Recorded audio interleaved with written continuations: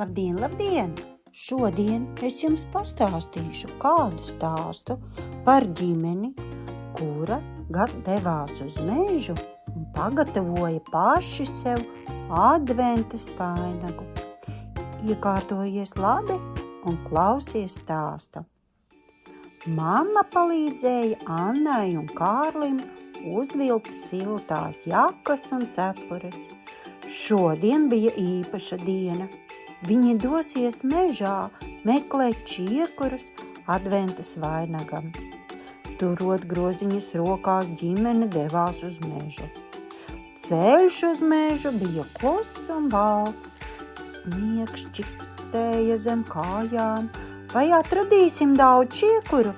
Nepacietīgi jautāja Anna. Kārlis pacēla pirmo lielo čiekuru. Skaties, mamma! Šīs būs ļoti labs. Anna atrada vēl un vēl čiekurus. Grozi ātri vien piepildījās.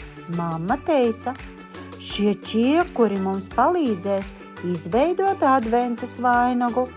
Katram no tiem būs sava vieta. Bērni klausījās, cieši turēdami pilnos grozus. Anna uzmanīgi turēja sveces.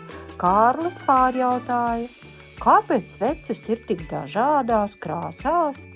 Mamma pasmaidīja. Violetās sveces nozīmē mieru, pacietību un pārdomas.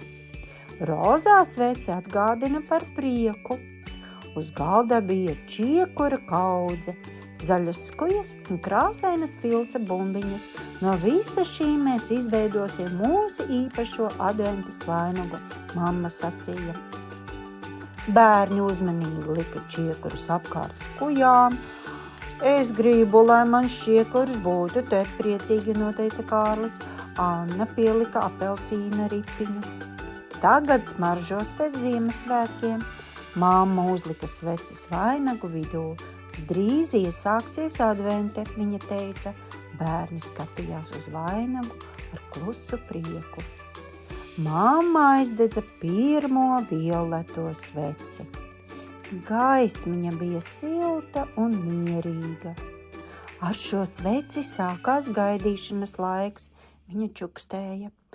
Anna un Kārlis klusībā skatījās, kā mirdz liesmiņa. Visa ģimene apsēdās pie vainaga. Viņi sajūta, kā mājās ienāk miers un gaisma. Sākās advente, klusais, skaistais gaidīšanas laiks. Lūk tā, pasaciņā beidzās, projām steidzās.